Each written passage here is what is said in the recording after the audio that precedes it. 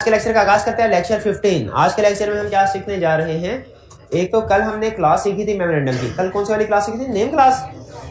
Name class या registered office class?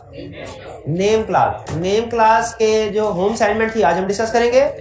Plus इसके अलावा आज हम नई क्लास सीखेंगे मेमोरेंडम की, बल्कि आज एक नहीं दो क्लासेस सीखेंगे।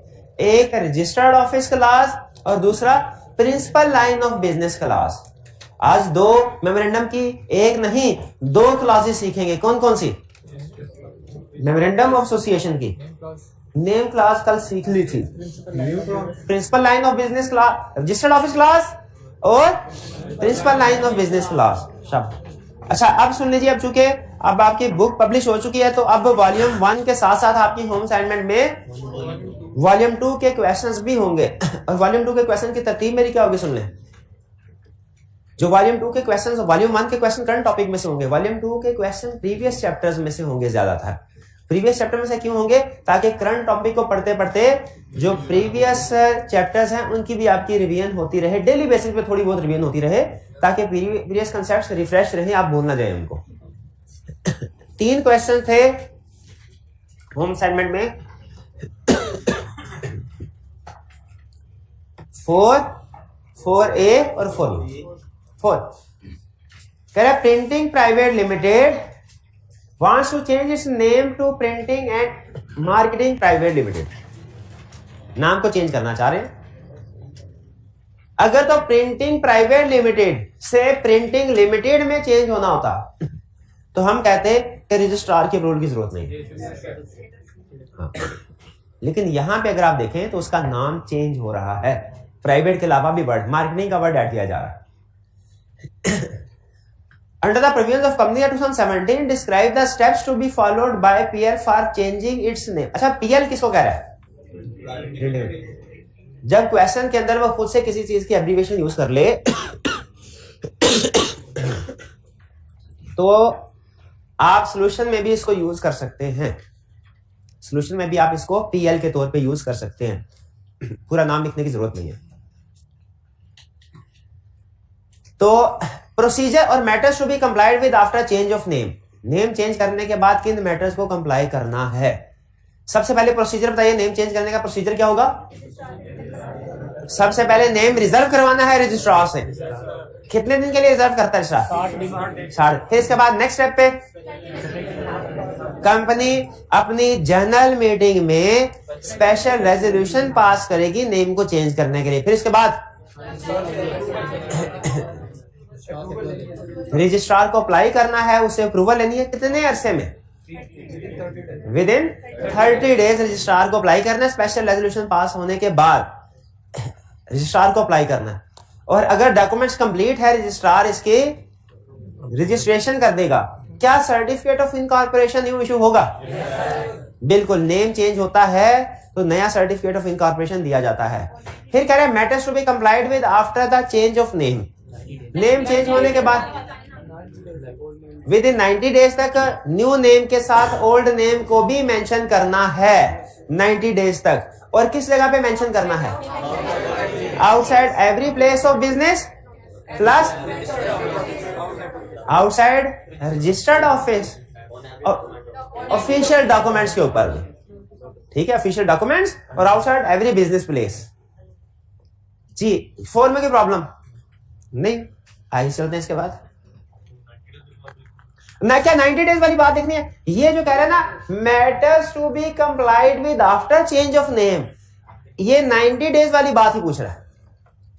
बिल्कुल लिखनी है, बिल्कुल। रिक्वायरमेंट में 2 चीजें पूछ रहा है। Describe the steps to be followed for changing name and के बाद दूसरी रिक्वायरमेंट आ गई। क्या आपने मैटर, और मैटर कौन से होते हैं चेंज ऑफ नेम के बाद? 90 डेज वाली बात। 4A। अच्छा, 4A आपका वो कंसेप्ट है जो हमने कल पढ़ा था ना। मैंने आपसे पूछा था आई कैप एग्जाम में ज्यादातर टेस्ट करता है कि नेम सिलेक्शन के हवाले से कंपनी का नेम सेलेक्ट करते हुए किन चीजों का ध्यान रखना है। ठीक है, तो उसमें रजिस्ट्रार की तरफ से जो चीजें वो तो है ही है कि name offence to religious feelings ना हो, इनएप्रोप्रिएट ना हो, डिसेप्टिव ना हो और टू क्लोजली रिजेंबल ना करता एग्जिस्टिंग नेम के साथ। और फिर इसके बाद कुछ कमीशन के भी वर्ड्स हैं, रिस्ट्रिक्टेड वर्ड्स। जो कि कमीशन से इजाजत मिलेगी तो नाम का हिस्सा बन सकते हैं, वरना नहीं बन सकते। याद किया मेरे भाई ने? वो कौन से वर्ड्स हैं जो किसी के नाम का हिस्सा बनाने हो किसी कंपनी के तो कमीशन से इजाजत लेनी पड़ती है? कल अलग लेक्चर में कहा था सबसे अहम ये हेड ऑफ स्टेट नेम अगर इंडिकेट करता हो connection with head of state, past के प्रेजेंट दोनों, फॉरेन के नेशनल लोकल दोनों, और चलिए ठीक है। कह रहा है यहाँ पे वो रिप्रोडक्शन का क्वेश्चन नहीं पूछ रहा, कह रहा है उस क्राइटेरिया को सामने रखते हुए मुझे बताइए कि क्या ये नेम्स एप्रोप्रिएट है। पहला a company named ABC fertiliser limited is already registered, another company with a proposed name ABC Fertilizer Limited, spellings are different, उसके एस के साथ उसका too closely resembles, ठीक है। बल्कि एक जगह पे मैं पढ़ा था, वो कमीशन ने कहा था एबीसी फर्टिलाइजर ना, इसके साथ अगर न्यू एबीसी फर्टिलाइजर भी लिख देना या मॉडर्न एबीसी फर्टिलाइजर, इस तरह के अल्फाज, तो ये भी too close with existing name ही समझे जाते हैं। बात होता है ना, नाम के साथ सिर्फ न्यू लगा देते हैं, तो इससे न्यू खान, ठीक है चल। हाँ, लेकिन वो नेम ऑफ कंपनीज नहीं है। प्रैक्टिकली आपको बहुत से नाम ऐसे नजर आएंगे, लेकिन वो नेम ऑफ कंपनी नहीं है। कंपनी के तौर पे जब नाम रजिस्टर करवाना है ना, उस वक्त आपको ये सारी रिक्वायरमेंट्स फॉलो करना पड़ेगी। हाँ, कंपनी के आप सोल प्रोप्राइटरशिप के साथ बिजनेस करना चाहे, जो मर्जी नाम रखें, वो चाहे ये वायलेशन करता भी हो, नाम रखें। क्यों? क्योंकि वो कंपनीज एक्ट सोल प्रोप्राइटर पे अप्लाई नहीं होता, पार्टनरशिप पे अप्लाई नहीं होता। लेकिन कंपनी के तौर पे अगर आपने बिजनेस रजिस्टर करवाना है, तब नाम में ये रिक्वायरमेंट्स फॉलो करना पड़ेगी। B a propose company with the name spread violence private limited, inappropriate है। हाँ ठीक। फिर a propose business trading in industrial machinery with propose name industry bank limited, क्यों? प्रिंसिपल लाइन ऑफ बिजनेस नाम के साथ मैच नहीं करता। अच्छा, इसमें आपको थोड़ा ब्रेनस्टॉर्मिंग करनी पड़ेगी। डी में ए प्रपोज कंपनी रनिंग बस transport services with the name Pakistan बस ट्रांसपोर्ट अथॉरिटी लिमिटेड, इसमें दो अल्फाज शो कर रहे हैं connection with federal government, authority और पाकिस्तान। शाबाश। अगर इनमें से भी मैं आपसे पूछूं ज्यादा पावरफुल वर्ड कौन सा है जो फेडरल गवर्नमेंट, तो वो होगा अथॉरिटी। पाकिस्तान में इंडिकेट कर रहा है, लेकिन अथॉरिटी का वर्ड नॉर्मली गवर्नमेंट अथॉरिटी के साथ ही यूज किया जाता है। अगर कह रहा है पाकिस्तान ट्रांसपोर्ट लिमिटेड, तो मेरा ख्याल है प्रोबेबली उसकी इजाजत मिल जाती है, क्योंकि अथॉरिटी का लफ्ज इंडिकेट करता है कि ये गवर्नमेंट इसके बैकएंड पे है या गवर्नमेंट के साथ कनेक्टेड है। क्लियर जी? ये सारे चारों सेशन में आपको पता चल गया नेम क्यों इनएप्रोप्रिएट है। Next, a group of person intends to form a limited liability company with the objective to provide research related services to pharmaceutical companies. In this respect, one of the promoters proposed pharma research authority. अच्छा, ये coma लिखे हुए, coma का मतलब है कि ये नाम है, इसके अलावा और कोई नाम लफ्ज नाम का हिस्सा नहीं। Pharma research authority as a name of the proposed company which was liked by all the promoters. Under the provisions of Companies Act 2017, comment on the validity of the name proposed by the promoters and suggest how they can overcome the deficiencies, if any, in it. क्या ये appropriate है name? Inappropriate है। किन reasons की वजह से? नाम में वर्ड लिमिटेड नहीं है, दूसरा नाम में लफ्ज अथॉरिटी है, तो कमीशन की अप्रूवल की जरूरत होगी। ठीक है। और तीसरी चीज के प्रमोटर ने पसंद कर लिया नाम को काफी नहीं है, रजिस्ट्रार को भी पसंद आना जरूरी है। रिजर्व करवाना चाहिए कि नहीं, कि कहीं एग्जिस्टिंग कंपनी का नाम तो नहीं है किसी। तो इसमें तीन प्रॉब्लम्स हुई। पहली प्रॉब्लम क्या हुई? लिमिटेड का वर्ड नहीं है, तो या तो लिमिटेड का वर्ड ऐड करें या कमीशन से एसोसिएशन नॉट फॉर प्रॉफिट का लाइसेंस ले, इसका हल ये। दूसरा, अथॉरिटी का वर्ड ऐड किया गया, तो या तो अथॉरिटी का वर्ड हटा दें या कमीशन से लाइसेंस लें, क्योंकि इस तरह के जब कनेक्शन विद गवर्नमेंट शो कर रहे हो लाइसेंस लेना पड़ता है। और तीसरा, प्रोमोटर ये रजिस्ट्रार से परमिशन लेनी चाहिए, नेम रिजर्व कराना चाहिए कंफर्म करने के लिए एग्जिस्टिंग कंपनी का नाम तो नहीं है। जी ये क्लियर? चलिए नेक्स्ट, अब ये थे हमारे क्वेश्चंस। अब आपके कोई क्वेश्चंस हैं तो पूछ लीजिए प्रीवियस लेक्चर में से, वरना फिर हम नेक्स्ट लेक्चर की तरफ चलेंगे। प्रीवियस लेक्चर में से कोई क्वेश्चन पूछना चाहते हो पूछ लीजिए। मुदारबा मैनेजमेंट कंपनी, ये हमारे सिलेबस में सिर्फ नाम की हद तक है। ये जो कंसेप्ट है हमारा अप्रूवल ऑफ कमीशन में, इसमें जो आखिरी 2 पॉइंट्स हैं, एस्टेब्लिशिंग ए मुदारबा management company or to float a मुदारबा, ये आपने याद करना है, इसको समझने की जरूरत नहीं है, ये समझने वाला कंसेप्ट नहीं है, सिर्फ रटे वाला कंसेप्ट है, इसको याद करना है। Any other business requiring licence government, ये तो सिंपल कि कोई भी ऐसा बिजनेस जिसके लिए गवर्नमेंट से लाइसेंस की जरूरत हो तो वो जाहिर है उसके लिए लाइसेंस आपने लेना ही, अप्रूवल उसके लिए जरूरी होगी कमीशन की। क्लियर? तो मैनेजमेंट वाली जो बात है वो आपका रिप्रोडक्शन का कंसेप्ट। बाकी के जो कंसेप्ट ऊपर बता रहे हैं वो समझ आ गया एग्जांपल्स के साथ? ठीक है, वो तो हमने बल्कि केस स्टडी भी कर ली। और की क्वेश्चन? कोई क्वेश्चन नहीं? चलिए आज हम स्टडी करेंगे, प्रैक्टिस क्वेश्चन डिस्कस कर लिए। आज हम स्टडी कर रहे हैं 2 क्लासेस। पहली क्लास होगी रजिस्टर्ड ऑफिस और दूसरी क्लास होगी principal line of business loss. ये दोनों अलग अलग क्लासेस होती है ना, बेसिक कंसेप्ट्स उनके बारे में हमें पता है। आइए इनके बारे में डिटेल स्टडी करते हैं। इंट्रोडक्शन। रजिस्टर्ड ऑफिस क्लास क्या, या रजिस्टर्ड ऑफिस क्या है? रजिस्टर्ड ऑफिस क्लास को बाद में देखेंगे, पहले रजिस्टर्ड ऑफिस को समझ लेते हैं। रजिस्टर्ड ऑफिस क्या है? रजिस्टर्ड ऑफिस ऐसा एड्रेस है, ऐसा ऑफिस है जो रजिस्ट्रार को जिस कंपनी को जो भी नोटिस वगैरह भेजने होते हैं, जिस एड्रेस पे भेजने होते हैं, उसे कहते हैं रजिस्टर्ड ऑफिस। अभी सिर्फ रजिस्टर्ड ऑफिस समझा रहा हूं कंसेप्ट, रजिस्टर्ड ऑफिस क्लास नहीं समझा रहा। रजिस्टर्ड ऑफिस का मतलब वो प्लेस जहां पे कंपनी का कोई ना कोई ऑफिस है। अगर कंपनी को आपने कोई भी ऑफिशियली कम्युनिकेशन सेंड करनी है, आप चाहे कंपनी के सप्लायर हैं, कस्टमर हैं, एम्प्लॉय हैं, आप कोई रजिस्ट्रार हैं, कमीशन है, कंपनी को जो भी आपने लेटर सेंड करना है, ये समझिए कंपनी का कम्युनिकेशन एड्रेस है। इस एड्रेस पे करना है जो क्या कहलाता है? Registered office.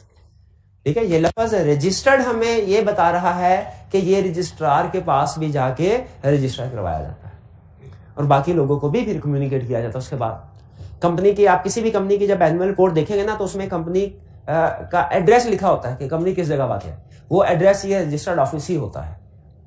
ठीक है, अकाउंटिंग में आप एक टर्म बोलते होंगे हेड ऑफिस। हेड ऑफिस का कंसेप्ट डिफरेंट है, रजिस्टर्ड ऑफिस का कंसेप्ट डिफरेंट है। अक्सर जगहों पे हेड ऑफिस ही रजिस्टर्ड ऑफिस होता है या रजिस्टर्ड ऑफिस ही हेड ऑफिस होता है, लेकिन लाजमी नहीं है। बाज़ बात कंपनी ने अपना एड्रेस किसी और जगह का दिया होता है और हेड ऑफिस असल में जहां पे ऑपरेशन हो रहे होते हैं वो किसी और जगह के होते हैं। खासतौर पे बाज़ बात कंपनीज ने, गवर्नमेंट ने कुछ टैक्स एग्जेम्पशंस दी होती हैं कि अगर आप लाहौर से बाहर या ये रूरल एरिया से, ये अर्बन एरिया से बाहर जाके कहीं फैक्ट्री लगाते हैं तो आपको टैक्स इंसेंटिव मिलते हैं कि एक तो शहरी आबादी से बाहर फैक्ट्री लगाई, दूर दराज के लोगों को वहां पे रोजगार के मौके मिलते हैं। तो ऐसी सिचुएशन में कंपनी का हेड ऑफिस हो सकता है शहर से बाहर हो, लेकिन जो कम्युनिकेशन एक दूसरे के साथ करनी है वो तो शहर के लोगों के साथ करनी है ना। तो उस सूरत में जो रजिस्टर्ड ऑफिस है वो हो सकता है विद इन द सिटी हो। तो डिपेंड करता है, रजिस्टर्ड ऑफिस और हेड ऑफिस सेपरेट कंसेप्ट है, वो काउंटिंग का कंसेप्ट है, ये लागा दोनों सेम हो भी सकते हैं, नहीं भी हो सकते हैं। ठीक है, कंपनी ने अपनी कॉर्पोरेशन के 30 दिन के अंदर डेज आपने याद करते रहना है, कंपनी लॉ में वो डेज भी आपसे टेस्ट करता है। रजिस्ट्रार को इन कॉर्पोरेशन के 30 दिन के अंदर कंपनी ने अपना रजिस्टर्ड ऑफिस एड्रेस कम्युनिकेट करना है, और अगर बाद में उसमें कोई चेंज होता है तो फिर 15 दिन के अंदर कम्युनिकेट करना है। अच्छा, मुझे ये बताइए कि अगर रजिस्टर्ड ऑफिस एड्रेस भेजना है कब?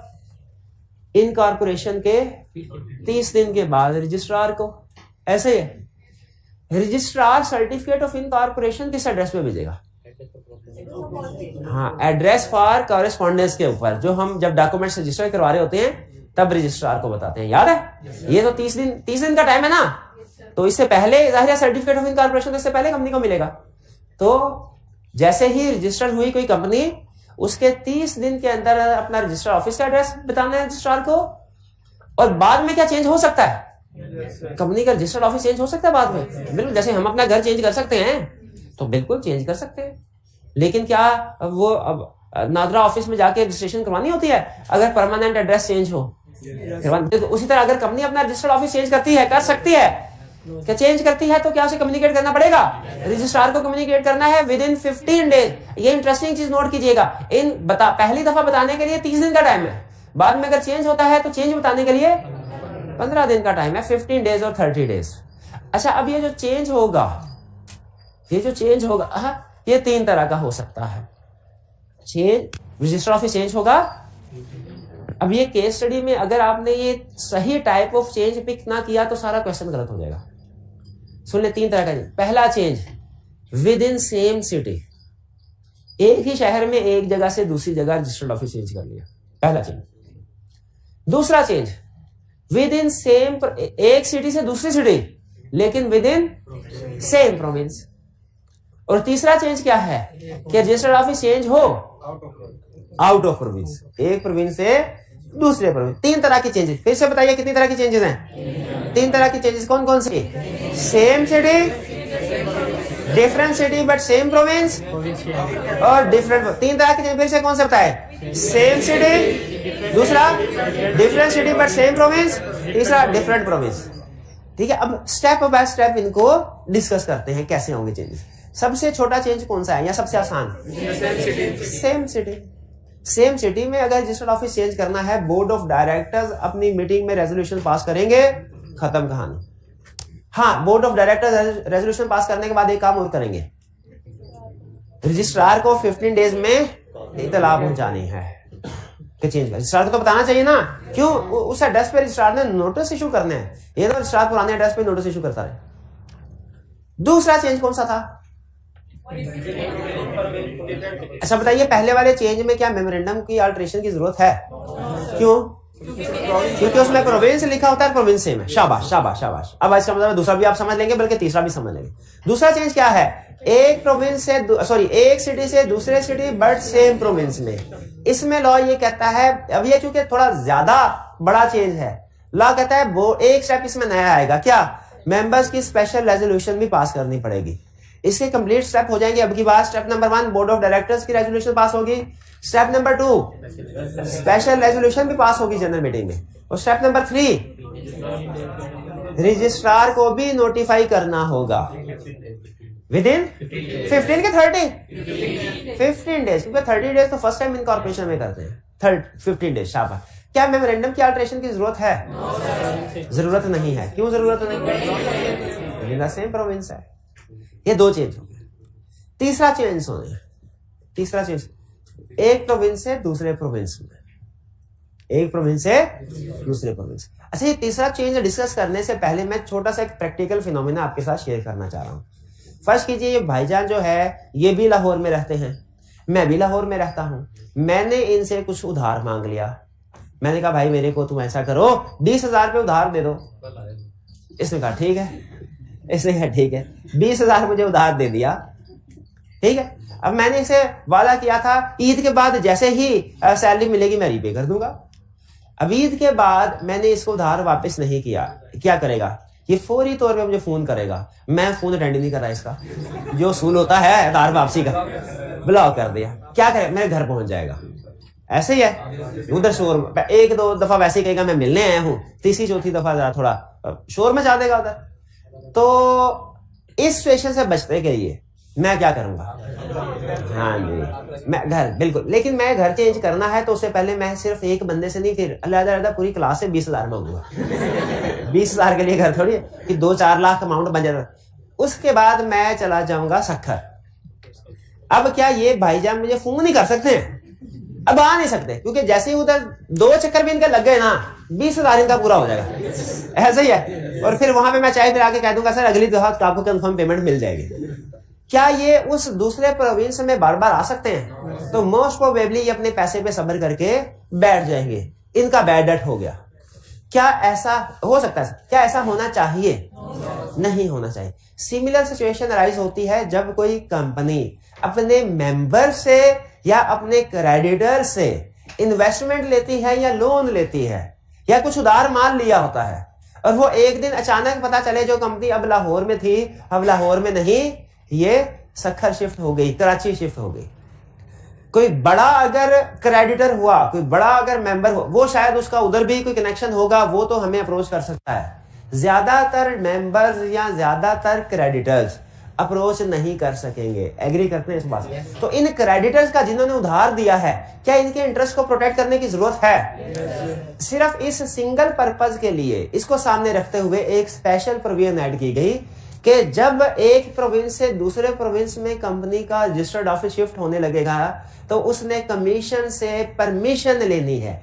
अच्छा, जहन में रखिएगा, ये इसका ये मतलब नहीं है कि चेंज ऑफिस चेंज कमीशन करेगा, नहीं नहीं नहीं, चेंज रजिस्ट्रार ही करेगा, लेकिन परमिशन कमीशन से आएगी तो रजिस्ट्रार चेंज करेगा, वरना रजिस्ट्रार चेंज। जैसे एसोसिएशन नॉट फॉर प्रॉफिट है, इसको रजिस्ट्रार ही करेगा, लेकिन इसका ऑर्डर, इसकी इजाजत, इसका लाइसेंस कमीशन देगा। कमीशन लाइसेंस देगा तो एसोसिएशन नॉट फॉर प्रॉफिट के तौर पर रजिस्ट्रेशन होगी, वरना नहीं होगी। तो अगर क्रेडिटर्स मौजूद है किसी कंपनी के, कंपनी अपना रजिस्टर्ड ऑफिस दूसरे प्रोविंस में शिफ्ट कर रही है, तो कमीशन की जिम्मेदारी क्या है? क्या वो अपने मेंबर्स एंड क्रेडिटर्स के इंटरेस्ट को प्रोटेक्ट करे? क्या कमीशन को मेंबर्स और क्रेडिटर्स के इंटरेस्ट को प्रोटेक्ट करना चाहिए? अच्छा, मुझे बताइए, अगर आप कमीशन हो, आप क्या कहते, क्या करते? हाँ, आप क्रेडिटर से पूछते कि आपको कोई इतराज तो नहीं कंपनी शिफ्ट हो रही है आपके दूसरे प्रोविंस में। अगर कोई क्रेडिटर कहता है इतराज है, आप कंपनी को कहते हैं भाई इसका इतराज दूर करो या इसके पैसे अदा करो, या इसके पैसे अदा करो। और अगर किसी क्रेडिटर मेंबर को इतराज नहीं है तो फिर कहते कंपनी का रजिस्टर्ड ऑफिस है वो चेंज कर दें। क्या इस केस में कमीशन की इन्वॉल्वमेंट बनती है? मेरे सिर्फ दो क्वेश्चंस हैं आपसे, बाकी आप ऊंच नीच कर लेंगे एडजस्ट, लेकिन दो पॉइंट आपको जहन में आने चाहिए। अगर रजिस्टर्ड ऑफिस एक प्रोविंस से दूसरे प्रोविंस में शिफ्ट हो रहा है, क्या कमीशन की इन्वॉल्वमेंट जरूरी है? दूसरा क्वेश्चन, कमीशन की इन्वॉल्वमेंट क्यों आती है, क्यों जरूरी है? ताकि वो मेंबर्स और क्रेडिटर्स के इंटरेस्ट को प्रोटेक्ट कर सके। शाबाश। इसीलिए वो कहता है कि अगर आपने डिफरेंट प्रोविंस में ऑफिस शिफ्ट करने लगे हैं तो एक काम जो बाकी केसेस में नहीं था, वो क्या करना है? कमीशन को अप्लाई करना है। क्या करना है? कमीशन को अप्लाई करना है। अब जरा वन बाय वन तीनों सिचुएशन डिस्कस कर लेते हैं। कौन सी तीनों situations? Same city, different city, different province. Same city में क्या? बोर्ड रेजोल्यूशन पास करेंगे, क्लियर? कोई प्रॉब्लम? ये बोर्ड रेजोल्यूशन हर केस में आती है, हर केस में आती है, हर केस में। पहले कोई भी फैसला बोर्ड ऑफ डायरेक्टर्स की मीटिंग में होता है, फिर वो जनरल मीटिंग में होता है, लेकिन कभी हम लिखते हैं बोर्ड रेजोल्यूशन को, कभी नहीं लिखते। आप हर फैसले में ये लिख सकते हैं pass board resolution. Board resolution pass की, रजिस्ट्रार को नोटिफाई करना है कब? 15 दिन। यहां पढ़ा था ना, ये वही बात है। अगर डिफरेंट सिटी में हो, बोर्ड रेजोल्यूशन भी पास होगी, स्पेशल रेजोल्यूशन भी पास होगी, फिर रजिस्ट्रार को भी कम्युनिकेट करना है। कितने दिनों में? 15 डेज। हाँ, यहां पे एक एडिशनल कंसेप्ट है। ये क्या है? Transfer physical record to if applicable. कुछ प्रोविंस ऐसे हैं जिनमें एक ही रजिस्ट्रार है। आपने रजिस्ट्रार ऑफिस पढ़े हुए ना, 8 ऑफिस है। किसी स्टूडेंट को याद है रजिस्ट्रेशन ऑफिस किसकी सिटी में? इस्लामाबाद, 4 प्रोविंसेस में, और इसके अलावा 3 मुल्तान, फैसलाबाद। इसका मतलब है कराची में 2 रजिस्ट्रार बैठे हैं, एक सिंध में, एक कराची में और एक सफर में। और पंजाब में 3 रजिस्ट्रार बैठे हैं, एक लाहौर में, फैसलाबाद में और मुल्तान में, और बाकी प्रोविंसेस में एक ही। तो अगर फर्ज कीजिए लाहौर से फैसलाबाद शिफ्ट होते हैं कंपनी का रजिस्टर्ड ऑफिस, तो कमीशन के अप्रूवल की जरूरत है, लेकिन रजिस्ट्रार चेंज हो रहा है। इस सूरत में कंपनी का सारा पुराना रिकॉर्ड भी शिफ्ट होके नए रजिस्ट्रार के पास होना चाहिए कि नहीं? शिफ्टिंग रिकॉर्ड की शिफ्टिंग होनी चाहिए कि नहीं? बिल्कुल होनी चाहिए।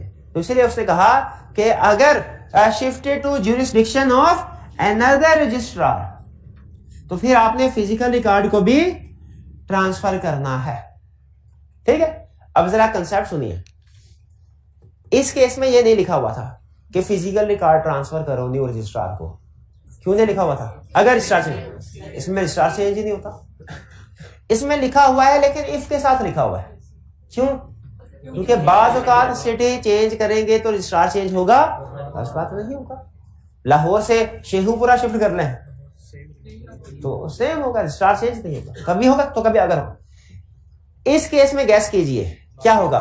लाजमी होगा, लाजमी होगा। इसलिए इसमें लाजमी हर के इसमें इफ करके ही नहीं करना आपने, बल्कि क्या करेंगे कि हर प्रोविंस में अलग रजिस्ट्रार होता है, इसलिए फिजिकल रिकॉर्ड भी ट्रांसफर होगा। अच्छा, अब डिफरेंट प्रोविंस है तो क्या प्रोसीजर, स्टेप नंबर 1 कौन सा होगा, board resolution. Step number 2 special resolution. Step number 3 इसके बाद कमीशन को अप्लाई करना है, जो कि पहले वाली सेशन में नहीं था। कमीशन को अप्लाई करना है। कमीशन एप्लीकेशन अप्रूव करने से पहले क्या चेक करेगा, किस चीज को रिगार्ड देगा, किस चीज को देखेगा, इंटरेस्ट ऑफ मेंबर्स। क्योंकि रजिस्टर्ड ऑफिस एक प्रोविंस से दूसरे प्रोविंस में जा रहा है, क्रेडिटर तो गए, जो तो छोटे छोटे क्रेडिटर होंगे उनके पैसे मर गए, वो तो नहीं जा सकेंगे दूसरे प्रोविंस में हर हफ्ते या 2 हफ्ते के बाद पैसे कलेक्ट करने के लिए, और खासतौर पे जब कंफर्म भी ना हो के पैसे मिल ही जाने, हो सकता है वो कि बहाना कर दे पार्टी। इसलिए कमीशन ने कहा मैं आपको लाइसेंस ऑर्डर तब इशू करूंगा जब मेंबर और क्रेडिटर को कोई एतराज नहीं होगा। और अगर कोई एतराज हो ना तो फिर कंपनी ऑर्डर इशू नहीं करता, कमीशन कंपनी को कहते हैं इनका एतराज दूर करो या इनको रीपे करो। अगर फर्ज कीजिए कि कोई एतराज नहीं है, एतराज था दूर हो गया, फिर कमीशन क्या करेगा, ऑर्डर पास करेगा और इस ऑर्डर की एक कॉपी देगा कंपनी को और एक कॉपी देगा रजिस्ट्रार को with in 7 days of order. यानी जिस दिन ऑर्डर इशू हुआ उसके 7 दिन के अंदर अंदर उस ऑर्डर की कॉपी।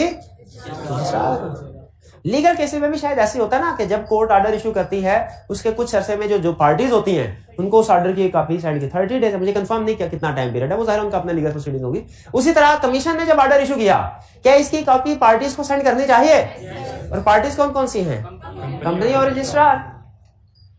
ठीक है। अच्छा, अब हालांकि रजिस्ट्रार के पास कमीशन के ऑर्डर की कॉपी आ गई, गैस कीजिए रजिस्ट्रार फौरी तौर पे चेंज को कंफर्म कर देगा या कंपनी की तरफ से डॉक्यूमेंट्स आने का इंतजार करेगा? या इंतजार करेगा, क्योंकि अभी ऑर्डर आया, डॉक्यूमेंट्स नहीं आए। ऑर्डर आया कमीशन का, ए रजिस्ट्रार तुम्हारे पास ये कंपनी जब मेमोरेंडम चेंज करने के लिए पहुंचे तो कर देना। इसका ये मतलब कुछ लोग ये कहते हैं सर जब कमीशन का ऑर्डर आ गया तो कंपनी के डॉक्यूमेंट्स का इंतजार करने की क्या जरूरत है, रजिस्ट्रार उसी वक्त क्यों नहीं चेंज कर देता? भाई रजिस्ट्रार के पास डॉक्यूमेंट आएगा तो उसको रजिस्टर करेगा ना। अभी तो इजाजतनामा आया कि रजिस्टर कर दो, डॉक्यूमेंट्स नहीं आए। फिर कंपनी ने डॉक्यूमेंट्स भेजने हैं अल्टर्ड यहां पे अल्टर्ड मेमोरेंडम से क्या मुराद है? वो मेमोरेंडम जिसमें प्रोविंस चेंज होगा। Altered memorandum copy of resolution के साथ, जो स्पेशल रेजोल्यूशन की कॉपी है, वो 30 दिन और 30 डेज ऑफ ऑर्डर के 30 दिन के अंदर अंदर रजिस्ट्रार को अल्टर्ड मेमोरेंडम जमा करवाना है कंपनी ने। कब? 30 दिन के अंदर अंदर। हम ये टाइम एक्सटेंड हो सकता है, ये टाइम एक्सटेंड हो सकता है, कमीशन चाहे तो इसको एक्सटेंड कर सकता है। अगर कंपनी उसे बता दे सर कोई बड़ी प्रॉब्लम होगी थी जिसकी वजह से हमारा एक डायरेक्टर था उसकी अचानक डेथ हो गई तो हम बस उन मामलात में कुछ उलझे, फिर कुछ कैजुअल वैकेंसी के मामला थे, इस वजह से हम ये डॉक्यूमेंट्स सबमिट नहीं करवा सके, बराए मेहरबानी 30 दिन गुजर गए, पीरियड एक्सटेंड कर दें, कमीशन पीरियड एक्सटेंड कर देगा। अब जब मेमोरेंडम अल्टर्ड मेमोरेंडम रजिस्ट्रार के पास पहुंचेगा, फिर रजिस्ट्रार क्या करेगा? रजिस्टर कर लेगा। रजिस्टर करेगा तो एक सर्टिफिकेट इशू करता है। यहां पे सिर्फ सर्टिफिकेट लिखा है, सर्टिफिकेट ऑफ इनकॉर्पोरेशन नहीं लिखा हुआ। ये चीज नोट करनी है आपने। सर्टिफिकेट इशू करेगा जो कि इस बात का कंक्लूसिव यानी पक्का सबूत होगा। कंक्लूसिव का मतलब क्या है? पक्का सबूत, जिसमें शक शुबे की कोई गुंजाइश ना हो कि ये रजिस्ट्रेशन हो चुकी है। और फिर ट्रांसफर करना है फिजिकल रिकॉर्ड को। क्लियर? क्या इस 30 दिन में वो 7 दिन भी शामिल होंगे? यस, क्योंकि 7 डेज भी अगर आप नोट करें वो ऑफ ऑर्डर है। जिस दिन ऑर्डर हुआ वहां से 7 दिन शुरू करने हैं, और ये 30 दिन भी विद इन ऑर्डर। इसका मतलब है इफेक्टिवली इनके पास 21 दिन होंगे। 21 दिन भी बड़े हैं, तो पहले तैयार बैठे हैं। ये तो कहते हैं जब ऑर्डर हाथ आए अगले दिन हम पहुंच जाए रजिस्ट्रार के पास। तो 21 दिन भी, वो 7 दिन शामिल है इसके अंदर, लेकिन स्टिल इन कंपनी के पास सफिशिएंट टाइम होता है अल्टर्ड मेमोरेंडम को रजिस्टर करवाने के लिए। क्लियर जी? ये तीनों तरह के चेंजेस समझ। अब आइंदा जब कभी रजिस्टर्ड ऑफिस में चेंज की बात आए ना, आपने ध्यान से देख लेना वो चेंज कौन सा है। क्या वो चेंज सेम सिटी है, डिफरेंट सिटी है, या के डिफरेंट प्रोविंस है? अच्छा, मुझे बताइए क्या आपको रीडिंग के लिए कुछ टाइम दे दे या कि अगली क्लास की तरफ चले? कितने स्टूडेंट्स का ख्याल है रीडिंग के लिए टाइम दे देना चाहिए? कितने स्टूडेंट्स का ख्याल है नेक्स्ट क्लास की तरफ मूव करें? नेक्स्ट क्लास वाले ज्यादा है, तो नेक्स्ट क्लास की तरफ वो सर ठीक। देखिए थोड़ा चेक पॉइंट है ना, समय चेक पॉइंट। एक क्लास खत्म हो गई है तो मैं ये चाहता हूँ कंसेप्ट मिक्स ना हो जाए, इसीलिए आपको क्लियर हो कि यहाँ तक हमारा लेक्चर में एक क्लास कंप्लीट डिस्कस हो गई है। तो चलिए, रीडिंग टाइम नहीं देता, लेकिन फिर भी 30 सेकंड के लिए थोड़ा रिलैक्स कर लें, 30 सेकंड के लिए रिलैक्स कर लें, एक दफा माइंड रिफ्रेश कर लें, ताकि फिर फ्रेश माइंड के साथ हम नेक्स्ट क्लास की तरफ जाएं। शाबाश, कर लें, खूब आराम कर लें, खूब आराम कर लें 30 सेकंड। हाँ जी, तो भाईजान सो भी, नींद भी पूरी करनी उन्होंने 5 सेकंड। शाबाश।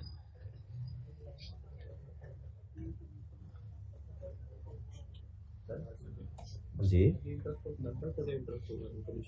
इंटरेस्ट, अच्छा यहाँ पे इंटरेस्ट ऑफ मेंबर लिखा हुआ है ना, इससे मुराद वो अकाउंटिंग वाला सूद वाला इंटरेस्ट नहीं है, इससे मुराद है उनका कोई उनके हक में बेहतर है कि नहीं। बिल्कुल। अब ये उनका इंटरेस्ट क्या, मेंबर भी तो हो सकता है, मे भी ये कंपनी ऐसी हो उसके ज्यादातर मेंबर इस सिटी में है, ठीक है। वैसे तो स्पेशल रेजोल्यूशन में 75% ने अप्रूवल दे दी होगी, लेकिन फिर भी 25% में हो सकता है कि कुछ मेंबर कहें कि नहीं सर, वो हम तो इधर ही एजीएम होती थी तो हम अटेंड कर लिया करते थे, अब तो एजीएम उधर दूसरे शहर में होगी, हम तो नहीं जा सकेंगे दूसरे प्रोविंस में, ठीक है। हाँ, वो कर सकते हैं, लेकिन वीडियो कॉन्फ्रेंसिंग वाले के लिए उसके लिए अरेंजमेंट करनी पड़ती है, और वो अरेंजमेंट हर कंपनी नहीं करती, लिस्टेड कंपनी करती है, तो उनका इंटरेस्ट होगा जाहिर।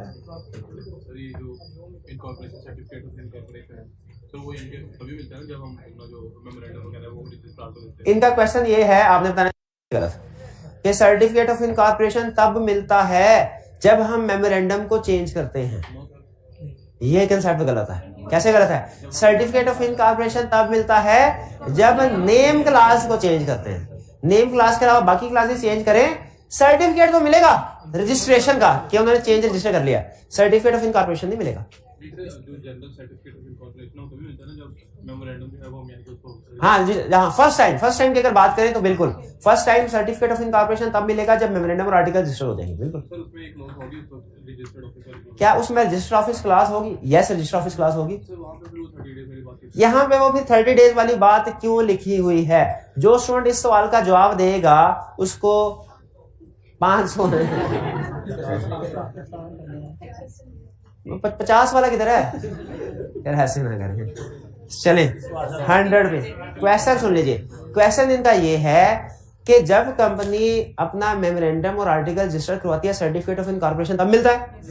सर्टिफिकेट ऑफ इनकॉर्पोरेशन के लिए मेमोरेंडम सबमिट कराना लाजमी है। मेमोरेंडम के अंदर रजिस्टर ऑफिस के बारे में लिखा होता है। जब मेमोरेंडम के अंदर लिखा होता है तो ये 30 दिन के बाद क्या बताना है? कौन हाथ उठा? जी बताइए। जब मेमोरेंडम के अंदर, यही क्वेश्चन है ना आपका प्यारे भाई, कि जब मेमोरेंडम के अंदर रजिस्टर्ड ऑफिस के बारे में लिखा होता है तो फिर इन सर्टिफिकेट ऑफ इनकॉर्पोरेशन मिलने के 30 दिन के बाद क्यों बताया जाता है? क्यों बताइए भाई, आपने आज उठाया था, जज्बाती हो गया था। चलिए यहाँ पे नहीं, हाथ जिन स्टूडेंट से उठाया था, दूसरे स्टूडेंट ये थी, क्योंकि वो फर्स्ट टाइम हो रहा है, सब्सिक्वेंट हो रहा है। तीसरा स्टूडेंट इधर से कोई था।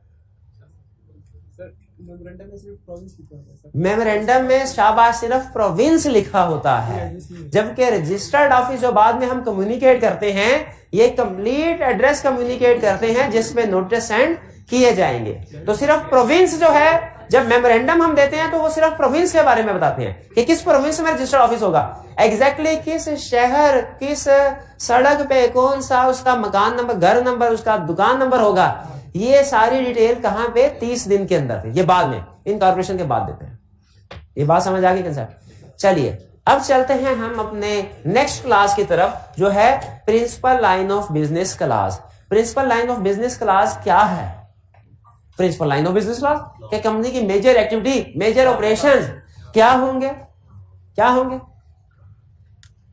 कह रहा है कंपनी कोई भी बिजनेस अडॉप्ट कर सकती है सिवाय उन बिजनेस, लेकिन शर्त क्या है? वो प्रोहिबिटेड ना हो। अच्छा, प्रोहिबिटेड में और रिस्ट्रिक्टेड में ये बजाहिर थोड़े लगे, लेकिन ये बाद में कंसेप्ट में यूज होंगे। इसलिए मैं आपसे पूछना चाहता हूं, प्रोहिबिटेड बिजनेस का मतलब क्या है? जिसकी कभी भी इजाजत, जैसे स्मगलिंग का बिजनेस, ठीक है, जैसे क्राइम का बिजनेस, ठीक है, क्राइम का। अच्छा, वो रिस्ट्रिक्टेड का मतलब क्या? ये बताएं। ऐसा बिजनेस जिसके लिए गवर्नमेंट की तरफ से किसी लाइसेंस की जरूरत होती हो, वो ये रिस्ट्रिक्टेड का मतलब क्या? ऐसा बिजनेस जिसके लिए गवर्नमेंट की तरफ से, अब अगर लाइसेंस की जरूरत है, लाइसेंस मिलेगा तो बिजनेस होगा, वरना नहीं। इसकी छोटी सी एग्जांपल ध्यान में रख लीजिए। जैसे पाकिस्तान में अगर आप बैंकिंग बिजनेस शुरू करना चाहते हैं ना, तो स्टेट बैंक ऑफ पाकिस्तान की तरफ से इजाजत जरूरी है, वरना बैंकिंग बिजनेस स्टार्ट नहीं कर सकते आप, क्योंकि वो उनका रेगुलेटर है ना। तो इसीलिए बैंकिंग बिजनेस पाकिस्तान में रिस्ट्रिक्टेड है और स्मगलिंग का बिजनेस प्रोहिबिटेड है। क्लियर हो गया? ये रिस्ट्रिक्टेड का कंसेप्ट दोबारा आएगा थोड़ी देर बाद, ये क्लियर हो गया आपको? चलिए, तो इसका मतलब है आप कोई भी बिजनेस अडॉप्ट कर सकते हैं स्वयं उसके जो प्रोहिबिटेड है या रिस्ट्रिक्टेड है। अगर प्रोहिबिटेड है वो कभी भी नहीं कर सकते, रिस्ट्रिक्टेड कर सकते हैं अगर गवर्नमेंट से लाइसेंस ले। ठीक है जी। फिर प्रिंसिपल लाइन ऑफ बिजनेस है क्या? है, अगर जैसे मैंने आपको एग्जांपल दी थी, कॉलेज है, वो पढ़ाता भी है, ठीक है, कोचिंग सर्विसेज भी प्रोवाइड करता है, नॉर्मली कैंटीन भी होती है, कैफेटेरिया भी है, उससे भी अर्निंग आ रही होती है।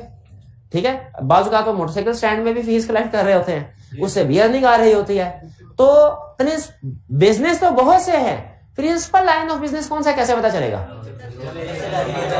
दो क्राइटेरिया दे, जिस लाइन ऑफ बिजनेस से सबसे ज्यादा एसेट्स रखे हुए हैं, जिस लाइन ऑफ बिजनेस में, या जिस लाइन ऑफ बिजनेस में सबसे ज्यादा रेवेन्यू जनरेट हो रहा है, वो हमारा प्रिंसिपल लाइन ऑफ बिजनेस होगा। और अगर फर्ज कीजिए एसेट्स वाले क्राइटेरिया में कोई और बिजनेस आ गया, रेवेन्यू वाले क्राइटेरिया में कोई और बिजनेस आ गया, फिर कौन सा? फिर देखेंगे दोनों में से कौन सा हायर है परसेंटेज के लिहाज से। किस लिहाज से? परसेंटेज के लिहाज से। ये बात समझ आ गई प्रिंसिपल लाइन ऑफ बिजनेस कैसे डिसाइड करना है। ये आपकी आज की असाइनमेंट में एक बहुत अच्छा क्वेश्चन आईकैप का है, आईकैप ने बनाया, ये वो अच्छा क्वेश्चन है ये, जो इस कंसेप्ट को बड़े क्लैरिटी के साथ हमें एक्सप्लेन करता है कि प्रिंसिपल लाइन ऑफ बिजनेस कैसे डिसाइड होगा। प्रिंसिपल लाइन ऑफ बिजनेस समझ आ गई? क्या डेफिनेशन है? परसेंटेज एसेट्स है तो एसेट्स के हिसाब से रहना। फर्ज कीजिए कॉलेज की बात करते हैं, कॉलेज के 80% जो एसेट्स हैं वो हैं एजुकेशन बिजनेस के लिए, और जो 12% एसेट्स हैं वो है कैफेटेरिया के लिए, और 6% एसेट्स है फोटोकॉपी वगैरह के लिए, उसमें भी आप पैसे देके फोटोकॉपी कर, और 2% एसेट्स है आपके पार्किंग वगैरह के लिए। तो इसमें अब एसेट्स के लिहाज से हमारा प्रिंसिपल लाइन ऑफ बिजनेस कौन सा हुआ? एजुकेशन 60% था, इसमें 80% था। अब फर्ज कीजिए कि रेवेन्यू के हिसाब से अगर देखें तो कॉलेज में स्टूडेंट्स आते तो हैं लेकिन क्लास में कम और कैफेटेरिया में ज्यादा, फर्ज कीजिए, और कोचिंग से जो फीस रेवेन्यू जनरेट हो रहा है वो 30% है, कैफेटेरिया से 40% जनरेट हो रहा है। ठीक है, और बाकी रेवेन्यू के लिहाज से दूसरे भी हैं। अब रेवेन्यू के लिहाज से प्रिंसिपल लाइन ऑफ बिजनेस कौन सा हो गया? रेवेन्यू के लिहाज से कैफेटेरिया। अब कैफेटेरिया 40%, हाईएस्ट रेवेन्यू का 40%, और एसेट्स के लिहाज से एजुकेशन 80%। अब विच एवर इज हायर 40% और 80%? तो हमारा जो प्रिंसिपल लाइन ऑफ बिजनेस क्या होगा? हालांकि इससे ज्यादा रेवेन्यू आ नहीं रहा, लेकिन एसेट्स तो सबसे ज्यादा इधर ही होल्ड किए। ऐसे डिसाइड होगा। जब आप क्वेश्चन करेंगे ना उसमें भी आपसे इसी तरह की कैलकुलेशन करवाएगा। इसमें परसेंटेजेस मैंने बता दी, तो परसेंटेजेस भी शायद आपसे कैलकुलेट करवाता है। प्रिंसिपल लाइन ऑफ बिजनेस हो गया भाई। अब प्रिंसिपल लाइन ऑफ बिजनेस एक दफा डिसाइड हो गया, क्या चेंज भी करना है? बिल्कुल करना है, चेंज कर सकते हैं। कैसे? वही स्टेप जो इधर थे रूटीन वाले। क्या बोर्ड रेजोल्यूशन पास होगी, स्पेशल रेजोल्यूशन पास होगी, अल्टर्ड मेमोरेंडम और स्पेशल रेजोल्यूशन की कॉपी सबमिट करवानी है बोर्ड को। अल्टर्ड मेमोरेंडम तो सबमिट करवाना है क्योंकि उसमें नया प्रिंसिपल लाइन ऑफ बिजनेस होगा, रजिस्ट्रार पुराने वाला मेमोरेंडम उठा के नए वाले कॉपी लगा देगा। अल्टर्ड मेमोरेंडम तो सबमिट करवाना है, साथ में स्पेशल रेजोल्यूशन की कॉपी क्यों जमा करवा रहे हैं? जो इस बात का सबूत है कि जो चेंज हुआ वो मेंबर्स ने प्रूव कर दिया। डायरेक्टर अपनी मर्जी से चेंज नहीं कर रहे, बल्कि इसलिए जब कभी अल्टर्ड मेमोरेंडम दिया जाता है रजिस्ट्रार को, सबूत के तौर पे कि मेंबर ने इसको प्रूव किया, सबूत के तौर पे क्या साथ अटैच किया जाता है? Copy of special resolution. ठीक है, और ये 30 दिन स्पेशल रेजोल्यूशन पास होने के 30 दिन के अंदर अंदर अल्टर्ड मेमोरेंडम जमा करवाना है। कमीशन का ऑर्डर कितने दिन के अंदर रजिस्ट्रार को जमा कराना था? 15 डेज। वो भी कमीशन का ऑर्डर 15 डेज में के 30 डेज में? 7 डे में ये ले, ये इसीलिए यही तो वजह है। आई कैप को पता है डेज में आप कंफ्यूज होते हैं, मार खाते हैं। कोई 7 डेज कह रहा है, कोई 15 डेज कह रहा है, कोई 30 डेज कह रहा है। हालांकि कमीशन का ऑर्डर कमीशन ने अपना ऑर्डर 7 दिन में देना उनको, लेकिन कंपनी ने 30 दिन में जमा करवाना। तो ये डेज ध्यान से याद किया करें। तो ऑर्डर मेमोरेंडम स्पेशल लाइसेंस की कॉपी के साथ 30 दिन के अंदर जमा करवाना है। और अगर principal line of business change हो रहा है, सोचिए नाम भी चेंज होगा। अगर नाम चेंज हो रहा है तो वो भी चेंज करना। हाँ, फिर जब नाम चेंज होगा। अच्छा, यहां में मुझे बताइए एक कंसेप्ट। आपको लग रहा होगा ये अभी बहुत कुछ पढ़ना है, आपने कुछ भी नहीं पढ़ना। सिर्फ अगर एक सवाल का जवाब दे दे आप, क्या principal line of business class को चेंज करने के लिए कमीशन ऑर्डर की जरूरत है? ये हाल है आपका। क्या करते हैं? Commission principal line of business change करने के लिए कमीशन के ऑर्डर की जरूरत है? नहीं है। क्या रजिस्टर्ड ऑफिस क्लास चेंज करने के लिए कमीशन के ऑर्डर की जरूरत है? अगर प्रोविंस चेंज हो रहा है, फिर आपने सवाल को और से नहीं सुना। मैं पूछा अगर रजिस्टर्ड ऑफिस क्लास चेंज हो रही हो, अगर क्लास चेंज हो रही है तो कंफर्म है प्रोविंस चेंज हो रहा है। और रजिस्टर्ड ऑफिस चेंज होने में, रजिस्टर्ड ऑफिस क्लास चेंज होने में फर्क है। लिखे कुछ पता नहीं है आपको क्या फर्क है? ऐसे यह सब ऐसे रह रहा है। रजिस्टर्ड ऑफिस चेंज होने में, रजिस्टर्ड ऑफिस क्लास चेंज होने में फर्क है। अब आपका कंसेप्ट सही होगा। क्या फर्क है? क्या फर्क है? ऐसे कंसेप्ट सही नहीं होंगे। क्या फर्क है? अब कंसेप्ट सही होंगे। अब कंसेप्ट सही होंगे। रजिस्टर्ड ऑफिस चेंज होने में और रजिस्टर्ड ऑफिस क्लास चेंज होने में क्या फर्क है? एक मिनट, बाकी भाइयों को रजिस्टर्ड ऑफिस चेंज होने का मतलब है एड्रेस चेंज होना। रजिस्टर्ड ऑफिस चेंज होने का मतलब है एड्रेस चेंज होना। क्लास चेंज होने का मतलब है मेमोरेंडम में चेंज करना। क्लास चेंज होने का मतलब है मेमोरेंडम में चेंज होना, मतलब province change. Registered office change होगा तो कभी विद इन सेम सिटी होगा, कभी डिफरेंट सिटी, कभी प्रोविंस। जबकि क्लास चेंज होगी तो कंफर्म है प्रोविंस चेंज हुआ है। शाबाश। यानी रजिस्टर्ड ऑफिस चेंज होने से मे बी मेमोरेंडम चेंज हो, मे बी मेमोरेंडम चेंज ना हो। अगर रजिस्टर्ड ऑफिस चेंज होने से प्रोविंस चेंज हो रहा है तो मेमोरेंडम में अल्टरेशन होगी। और अगर रजिस्टर्ड ऑफिस चेंज होने से प्रोविंस चेंज नहीं हो रहा तो मेमोरेंडम चेंज नहीं होगी, क्लास चेंज।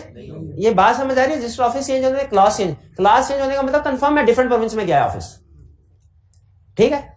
अच्छा, फिर से वापस आए। अब दो ऑप्शन आपके पास, यहां तो वो सारे स्टेप्स पढ़ लें या मेरे 2 सवालों के जवाब सही दे दें। पहला सवाल फिर वही, क्या रजिस्टर्ड ऑफिस क्लास चेंज हो तो कमीशन ऑर्डर रिक्वायर्ड है? शाबाश। क्या principal line of business class change हो तो कमीशन ऑर्डर रिक्वायर्ड है? नहीं रिक्वायर्ड। लेकिन सुन ले बस एक बात, अगर principal line of business change हो रहा है और वो चेंज होके ऐसा बिजनेस अडॉप्ट करते हैं जो कि रिस्ट्रिक्टेड है, जिसके लिए लाइसेंस की रिक्वायरमेंट है, जिसके लिए अप्रूवल लेना जरूरी है, क्या अब कमीशन ऑर्डर की जरूरत है? yes, अब जरूरत है। और इसका प्रोसीजर 100%, तकरीबन 100% वही है, बल्कि 100% ही वही है जो किसका है प्रोसीजर? इसका। यानी जितने प्रोसीजर है सारे, इधर एक दो ज्यादा है प्रोसीजर रजिस्ट्रार का, उधर सारे प्रोसीजर वही है, क्योंकि कमीशन का ऑर्डर इन्वॉल्व हो गया ना। क्या प्रोसीजर है? बोर्ड रेजोल्यूशन, फिर स्पेशल रेजोल्यूशन, फिर कमीशन के बाद कमीशन रिगार्ड करेगा इंटरेस्ट ऑफ, फिर कमीशन ऑर्डर इशू करेगा और असेंड करेगा कितने दिन के अंदर? 7 दिन के अंदर। किनको? रजिस्ट्रार और कंपनी। और कंपनी कितने दिन के अंदर फाइल करेगी? 30 डेज। क्या कमीशन इन 30 डेज को एक्सटेंड कर सकता है? कर सकता है। और रजिस्ट्रार एक सर्टिफिकेट इशू करेगा जो कंक्लूसिव एविडेंस। सर्टिफिकेट इशू करेगा कि सर्टिफिकेट ऑफ इनकॉर्पोरेशन? सर्टिफिकेट। शाबाश, वही से देखें है कोई मुश्किल? तो आज हमने क्या सीखा? आज हमने सीखा registered office class change, principal line of business. चलिए बस इतना सा लेक्चर था। कोई क्वेश्चन पूछना चाहते हो तो पूछ ले। चलिए आज का लेक्चर यहाँ खत्म करते हैं। अल्लाह हाफिज।